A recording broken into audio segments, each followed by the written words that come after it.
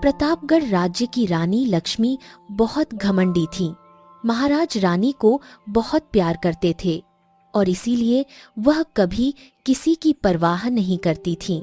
एक दिन रानी माँ अपनी दासी के साथ बाग में घूमने जाती हैं।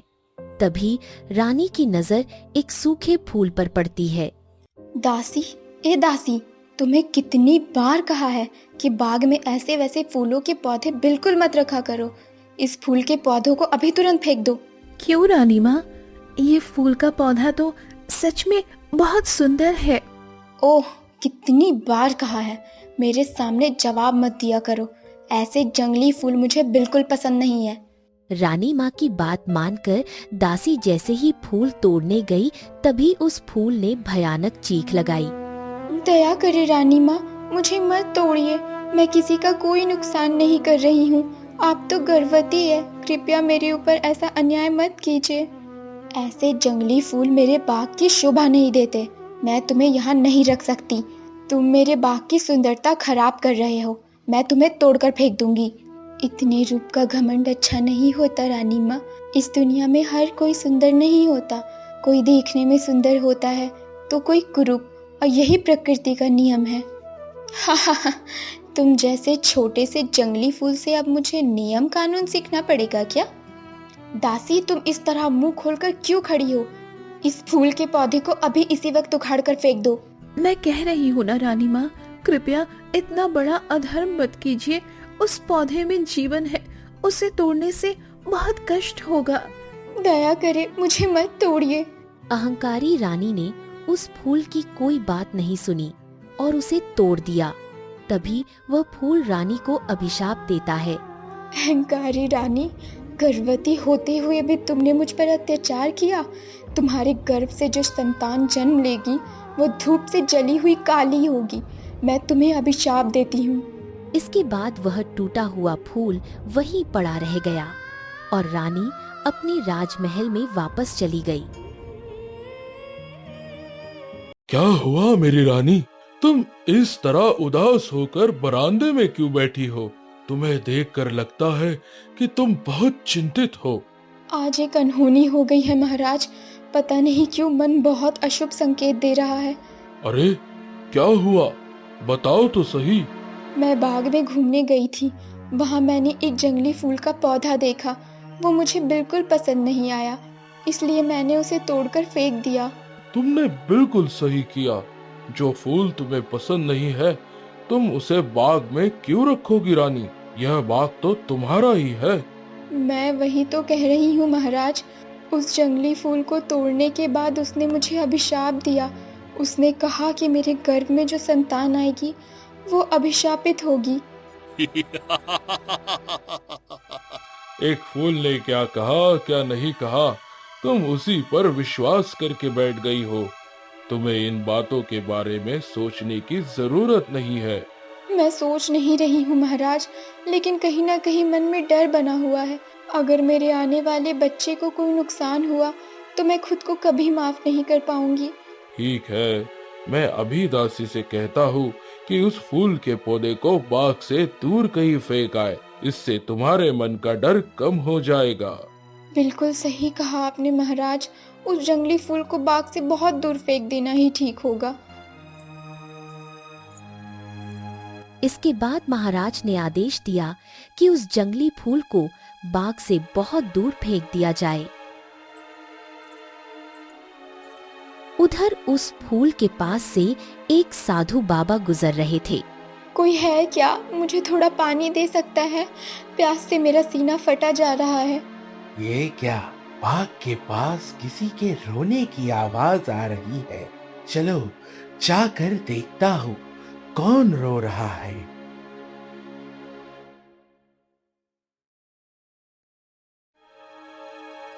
अरे यह तो एक फूल का पौधा है।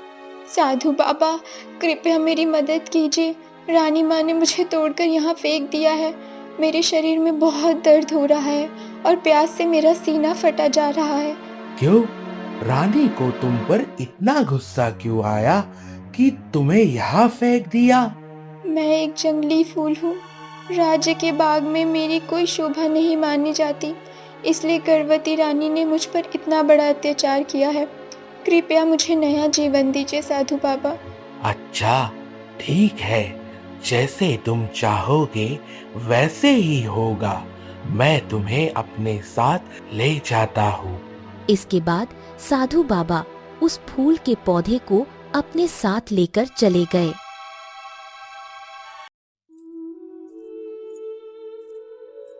उधर जब दासी बाग में आई तो उसने देखा कि वहाँ वह जंगली फूल कहीं भी नहीं है। ये क्या?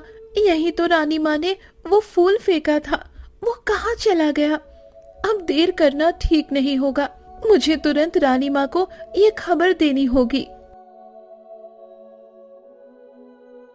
इसके बाद दासी महाराज और महारानी के पास जाकर बताती है कि बाग में वह जंगली फूल कहीं भी नहीं है। महाराज, सर्वनाश हो गया। बाग में जहाँ जंगली फूल पड़ा था वहाँ अब वो नहीं है। ये कैसे संभव है दासी? मैं खुद उस जंगली फूल को वहाँ रख कर आई थी। विश्वास कीजिए, वहाँ कोई फूल नहीं है, मैंने अपनी आंखों से देखा है। अच्छा, ठीक है, इतना घबराने की क्या बात है। वह जंगली फूल कहाँ गया यह जानकर हम क्या करेंगे। जाओ रानी, अब कमरे में जाकर थोड़ा आराम करो। इस समय तुम्हें इतनी चिंता करना ठीक नहीं है। हाँ रानी माँ, उस जंगली फूल के बारे में सोचकर आप अपना समय बर्बाद मत कीजिए। मैं आपको कमरे में लेकर चलती हूँ। रानी माँ को प्रसव पीड़ा शुरू हो गई। कमरे में वह बच्चे को जन्म देते समय दर्द से कराह रही थी।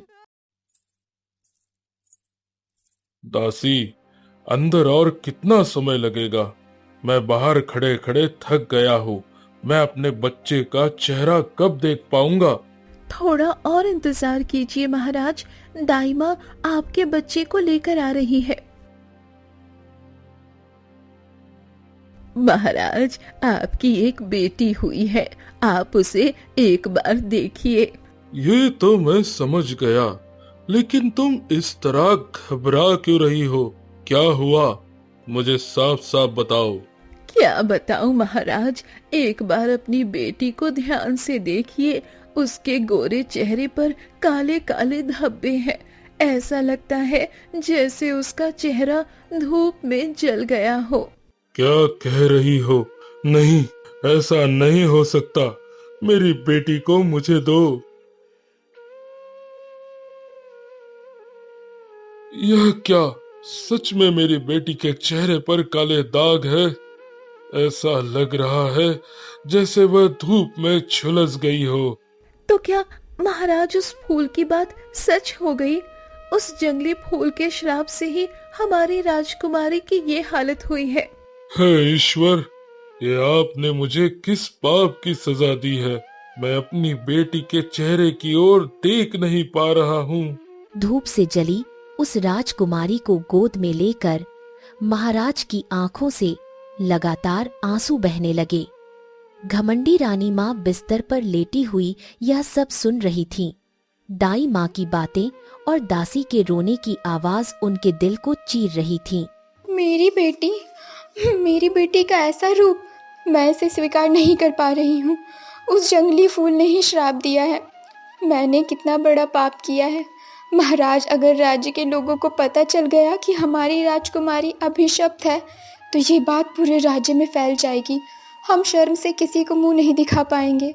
सच को कभी दबाया नहीं जा सकता रानी।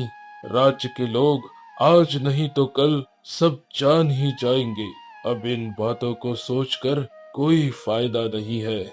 महारानी अपनी बच्ची को गोद में लेकर रोती रहती हैं। राजमहल की दीवारों के पार यह खबर फैल चुकी थी कि राजकुमारी का चेहरा धूप से जले काले दागों से भरा हुआ है। महल के बाहर प्रजा आपस में फुसफुसाने लगी। सुना है राजकुमारी अभिषिप्त है। हाँ रे, उसका चेहरा देखकर तो डर लगता है। अच्छा हुआ घमंडी रानी को सबक मिल गया। रानी तो किसी को इंसान ही नहीं समझती थी। जरूर रानी माँ ने कोई बड़ा पाप किया होगा, नहीं तो इतनी बड़ी सजा क्यों मिलती? अरे भाई, सुना है रानी माँ ने एक जंगली फूल को बाग से फेंक दिया था और उसी फूल के श्राप से आज ये हालत हुई है। चलो चलो, हमें ज्यादा बोलने की जरूरत नहीं है। अगर किसी ने सुन लिया तो मुसीबत हो जाएगी। हाँ, कहते हैं ना, दीवारों के भी कान होते हैं। चलो यहाँ से निकलते हैं। रात में रानी माँ आईने के अकेली बैठी रो रही थी। मैंने अपने रूप का घमंड किया था, मैंने कमजोर पर दया नहीं की और आज मेरी बेटी को उसकी सजा मिली है। ईश्वर, सजा मुझे दो, मेरी संतान को नहीं। हर समस्या का कोई ना कोई समाधान होता है। मैंने सुना है कि जंगल में एक महान साधु रहते हैं जिनके पास अद्भुत शक्तियां हैं। एक बार महाराज को लेकर उनके पास जाकर देखिए महारानी। सच कह रही हो दासी, तो फिर एक पल भी नहीं रुकना चाहिए।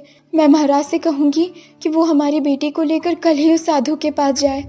हाँ रानी माँ, मैं राजकुमारी को आपकी गोद में दे रही हूँ, आप उसे सुला दीजिए।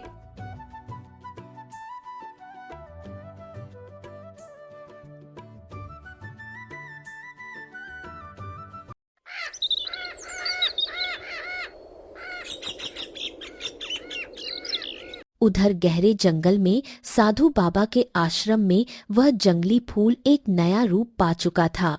अब वह केवल एक फूल नहीं रहा, बल्कि एक अद्भुत रोशनी फैलाने वाली जीवित फूल बन गया था। हे साधु बाबा, क्या मेरा श्राप बहुत कठोर हो गया? विश्वास कीजिए, मैं किसी का नुकसान नहीं चाहता था। नहीं, यह श्राप नहीं है, यह एक शिक्षा है। रूप नहीं, हृदय ही इंसान की असली पहचान होती है। यही सत्य रानी को समझना चाहिए था। उसके अपने कर्मों के कारण ही आज उसकी बेटी की यह अवस्था हुई है। साधु बाबा, अगर मैं अपना श्राप वापस लेना चाहूँ तो मुझे क्या करना होगा? यह श्राप इतनी आसानी से वापस नहीं लिया जा सकता। जब तक राजकुमारी 18 वर्ष की नहीं हो जाती, तब तक उसे धैर्य रखना होगा। अब जब कोई उसे सच्चे दिल से स्वीकार करेगा, तभी उसके ये काले दाग मिटेंगे। तब तक उसके माता पिता को भी धैर्य रखना होगा। उधर महाराज और रानी अपनी बेटी को लेकर साधु बाबा के आश्रम पहुंच जाते हैं। साधु बाबा, कृपया हमारी मदद कीजिए। हमारा सर्वनाश हो गया, हमें बचा लीजिए। मैं सब जानता हूँ। तुम यहाँ क्यों आए हो, यह भी जानता हूँ। हे साधु बाबा, आप सब कैसे जानते हैं साधु बाबा? साधना के ज्ञान से मैं सब कुछ देख सकता हूँ। तुमने एक जंगली फूल को तोड़कर फेंक दिया था, यह भी मैं जानता हूँ। जब आप सब कुछ जानते हैं तो कुछ कीजिए साधु बाबा। मेरी बेटी के चेहरे के काले दाग हटा दीजिए। आप जो चाहेंगे मैं आपको वही ला के दूंगा। यह मेरे सामर्थ्य से बाहर है। तुम्हारी बेटी के चेहरे के इन काले दागों को मिटाने के लिए तुम्हें 18 वर्ष तक प्रतीक्षा करनी होगी। यदि इन दागों को देखने के बाद भी कोई उसे सच्चे दिल से स्वीकार करे और उससे विवाह करना चाहे, तभी उसके ये दाग दूर होंगे। समय बीतता गया और राजकुमारी बड़ी होती गई। चेहरे पर धूप से जले दाग होने के बावजूद उसकी आंखों में गहरी ममता, आवाज में अद्भुत मिठास और दिल में असीम दया थी। दासी, गरीब और बीमार सब उसे बहुत प्यार करते थे। राजकुमारी, आप जैसी दयालु इंसान मैंने जीवन में कभी नहीं देखी। मेरे पास अच्छा व्यवहार ही तो है, और क्या है। कोई मुझे पसंद नहीं करता। इस धूप से जली राजकुमारी को कोई सहन नहीं कर पाता। ये आप गलत सोच रही हैं राजकुमारी। सब आपको पसंद करते हैं। प्रजा आपसे बहुत प्यार करती है। अगर कभी इस राज्य की जिम्मेदारी मेरे ऊपर आई तो मैं सभी प्रजाजनों से बहुत प्रेम करूंगी और उनकी सारी परेशानियां दूर कर दूंगी। ये कैसे संभव है राजकुमारी? आपको तो विवाह करके अपने पति के घर जाना होगा। पागलों जैसी बातें करती हो तुम। मेरे जैसी धूप से जली राजकुमारी से कौन शादी करेगा? देखना, मेरी कभी शादी नहीं होगी। किसने कहा आपकी शादी नहीं होगी?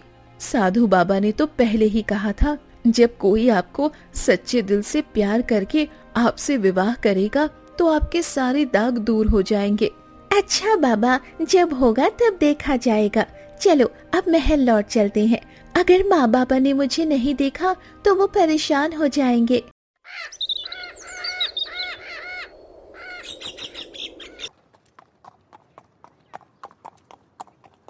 एक दिन प्रतापगढ़ राज्य की सीमा पर एक अनजाने देश का राजकुमार पहुंचा। उसका नाम था राजकुमार आर्यन। वह अत्यंत सुंदर और आकर्षक था, लेकिन उससे भी अधिक सुंदर उसका हृदय था। वह कई देशों की यात्रा कर चुका था। सोना चांदी नहीं, इंसानियत की खोज में था।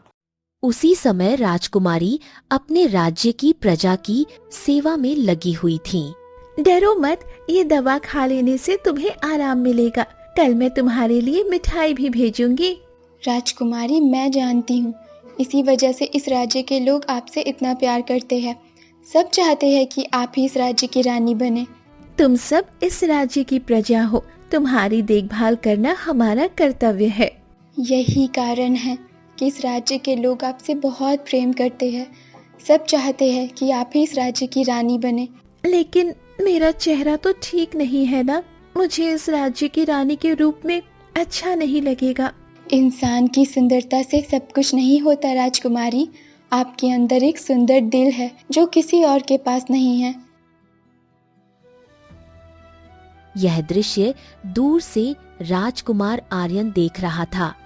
वह ठिठक कर वहीं खड़ा रह गया।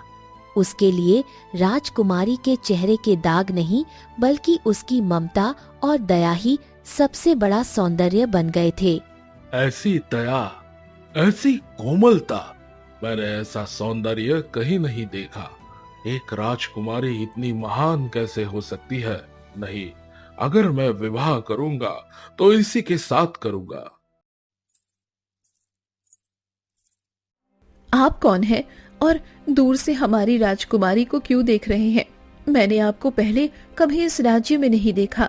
मैं राजकुमार आर्यन हूँ। मैं तुम्हारे राज्य में व्यापार करने आया हूँ। अच्छा, वो जो खड़ी है और एक छोटे बच्चे से बात कर रही है, वह कौन है? वो हमारी राजकुमारी है। लोग उन्हें धूप से जली राजकुमारी कहते हैं। धूप से जली? लेकिन उसका दिल तो रोशनी से भरा है। जिसके दिल में इतनी ममता हो, वह कैसे बदसूरत हो सकती है? ये एक लंबी कहानी है। आइए राजकुमार, मैं आपको राजमहल ले चलती हूँ। आप हमारे राज्य के अतिथि हैं। यहाँ जो भी आता है उसे राजमहल में ठहराया जाता है। अरे वाह, ये तो बहुत अच्छी बात है। चलिए, देर न करते हुए महल चलते हैं।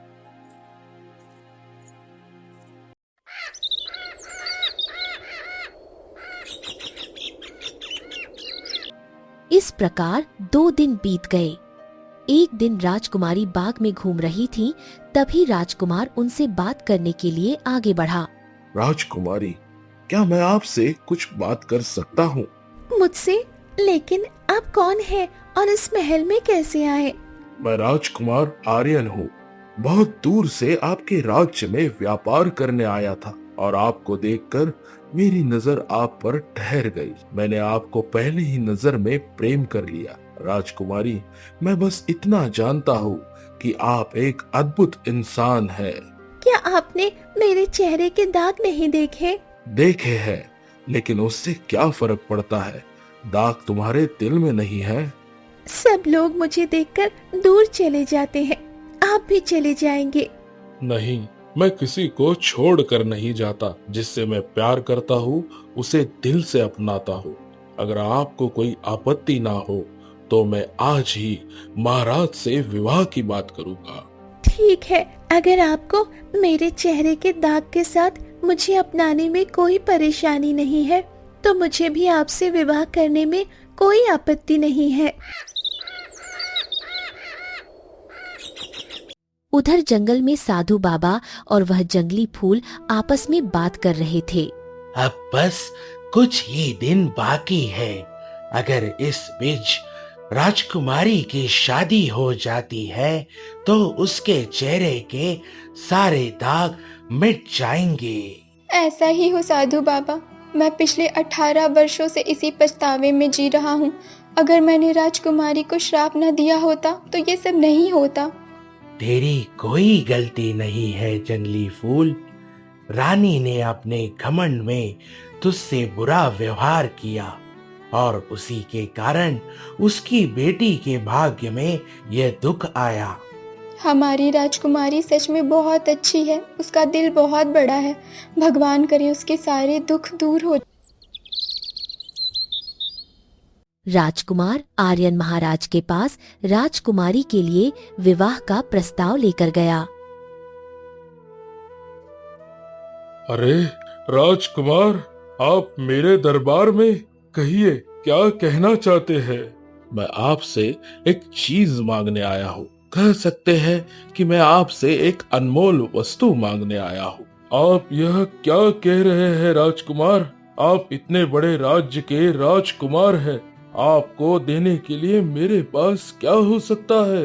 आपका राज्य तो पहले से ही बहुत समृद्ध है। मैं आपसे आपका राज्य नहीं बल्कि आपकी राजकुमारी का हाथ मांगने आया हूँ। मैं उससे प्रेम करता हूँ और उससे विवाह करना चाहता हूँ। सुनिए महाराज, राजकुमार आर्यन क्या कह रहे हैं? क्या सच में हमारी बेटी का भाग्य इतना अच्छा है? राजकुमार, ये भीख नहीं, ये तो हमारे लिए आशीर्वाद है।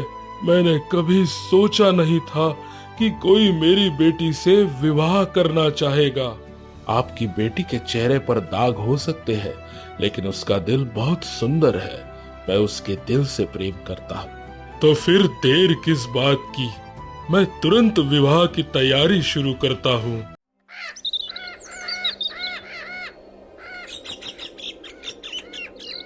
उधर उस जंगली फूल को फिर से बाग में लाकर लगा दिया गया। माली, आज से इस जंगली फूल की पूरी जिम्मेदारी तुम्हारी है। याद रखना, एक समय मैंने इसे फेंक दिया था और आज मैं इसे अपने दिल से लगाकर इस बाग में फिर से लगा रही हूँ। तुम इसका बहुत अच्छे से ध्यान रखना। जी महारानी, आपको कहने की आवश्यकता नहीं है। मैं इस फूल की पूरी देखभाल करूंगी। महारानी, आपकी बेटी की शादी के सारे फूल आप मुझसे ही लीजिएगा। मैं पूरे महल को फूलों से सजा दूंगा। उन्हीं फूलों से हमारी राजकुमारी की सौगात भी सजेगी। ऐसा ही होगा। जंगली फूल, एक बात बताओ, क्या तुमने मुझे सच में माफ़ कर दिया? मैंने आपको बहुत पहले ही माफ़ कर दिया है महारानी। मैं कभी नहीं चाहता था कि मेरा श्राप सच हो जाए, लेकिन सृष्टिकर्ता की लीला कुछ और ही थी। आप ही मुझे माफ़ कीजिए। मेरी वजह से राजकुमारी की ज़िंदगी कठिन हो गई। कृपया आप लोग इतनी चिंता मत कीजिए, एक दिन सब ठीक हो जाएगा। हमारी राजकुमारी के चेहरे से धूप के दाग अवश्य मिट जाएंगे।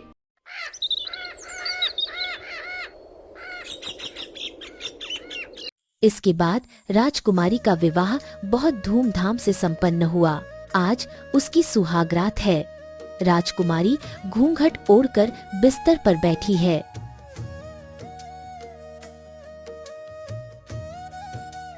क्या बात है राजकुमारी, आज हमारी खुशियों की रात है और तुम इस तरह चेहरा ढक कर क्यों बैठी हो? अब तो घूंघट हटा दो। नहीं नहीं राजकुमार, मैं अपना ये चेहरा आपको नहीं दिखाना चाहती। तुमसे कितनी बार कहा है, ऐसी बातें मत किया करो। अगर आप मुझे देखकर नफरत करने लगे तो? तुमसे कितनी बार कहा है, ऐसी बातें मत किया करो। राजकुमार धीरे धीरे राजकुमारी का घूंघट उठाता है। उसी क्षण पूरा कमरा दिव्य रोशनी से भर जाता है। ये क्या? मैं ये क्या देख रहा हूँ? यह मेरी राजकुमारी है। यह तो मानो एक अप्सरा है। मैं अपनी इस परी से नजर नहीं हटा पा रहा हूँ। मेरा चेहरा, मेरे चेहरे के दाग गायब हो गए। देखिए राजकुमार, मेरे सारे दाग मिट गए। 18 वर्ष का श्राप समाप्त हो गया। आज मैं सच में बहुत खुश हूँ राजकुमारी। लेकिन अगर ये दाग नहीं भी मिटते तब भी मैं तुम्हें कभी नहीं छोड़ता। समय बीतता गया और राजकुमार व राजकुमारी का प्रेम और गहरा होता गया। कुछ समय बाद उनके घर एक प्यारी सी बेटी का जन्म हुआ, जिसका नाम उन्होंने नैना रखा। अरे बाग में ऐसे मत दौड़ो, गिर जाओगी और चोट लग जाएगी।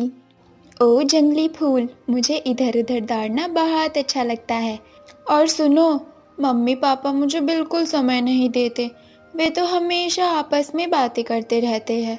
पगली, तुम्हारे मम्मी पापा तुम्हें बहुत प्यार करते हैं। जंगली फूल, मुझे अपने पास से एक फूल दे दो ना, मैं उसे अपने बालों में लगा लूंगी। अरे ये भी कोई मांगने की चीज़ है क्या? जितना मन करे उतने फूल ले जाओ। इसके बाद आरती फूल तोड़ने लगी। तभी वहाँ राजकुमारी और राजकुमार आर्यन आ गए। नैना, तुम्हें कितनी बार कहा है कि जंगली फूल से एक भी फल मत तोड़ना, उसे भी दर्द होता है। जंगली फूल हमारे अपने हैं, उसे तकलीफ मत दो। अरे यूं ही बच्ची को मत डांटो, जंगली फूल नाराज नहीं होती, वह तो प्यार से नैना को फूल देती है। हाँ माँ, जंगली फूल ने ही तो कहा है कि मैं जितने चाहूँ उतने फूल ले सकती हूँ, उसे बिल्कुल गुस्सा नहीं आता। राजकुमारी, मैं आपकी बेटी से सच में बहुत स्नेह करती हूँ। हाँ जंगली फूल, तुम उसे इतना दुलार देती हो कि अब वो किसी की बात ही नहीं सुनती, पूरे दिन शरारत करती रहती है। राजकुमारी, तुम उसे बिगाड़ नहीं रही हो, वो अभी छोटी है, खेलेगी कूदेगी, यही उसकी उम्र है। लेकिन हाँ, उसे ये सिखाना होगा कि प्यार कैसे करना है और किसी को दुख कैसे नहीं देना है। बिल्कुल सही कहा जंगली फूल, अगर बचपन में दया और प्रेम नहीं सीखा तो बड़े होकर इंसान नहीं बन पाएगा। माँ, क्या आप भी बचपन में मेरी तरह ही थी? नहीं बेटी, मैंने बचपन में बहुत दुख सहा है, लेकिन उसी दुख ने मुझे इंसान बनना सिखाया। मैं कभी किसी को दुख नहीं दूंगी माँ, किसी को भी नहीं, फूल को भी नहीं। महाराज दूर खड़े होकर यह सब देख रहे थे और महारानी राजकुमारी के माता पिता। देखा महाराज, हमारी बेटी आज कितनी समझदार हो गई है। उसने साबित कर दिया कि अहंकार नहीं बल्कि दया ही असली शक्ति है। इतना कहते ही साधु बाबा वहाँ प्रकट होते हैं। अब मुझे यहाँ रहने की कोई आवश्यकता नहीं रही। इस राज्य में अब अहंकार नहीं, केवल प्रेम है। साधु बाबा, आपके आशीर्वाद के बिना आज ये दिन संभव नहीं होता। सुखी रहो, तुम्हारा जीवन प्रेम और करुणा से भरा रहे। यह आशीर्वाद नहीं है बेटी, यह तुम्हारे कर्मों का फल है। जो खुद दुख सहकर दया सिखाता है, वही सच्चा इंसान बनता है। यह कहकर साधु बाबा धीरे धीरे अदृश्य हो जाते हैं और पूरे राज्य में प्रेम, दया और खुशी की नई कहानी लिखी जाती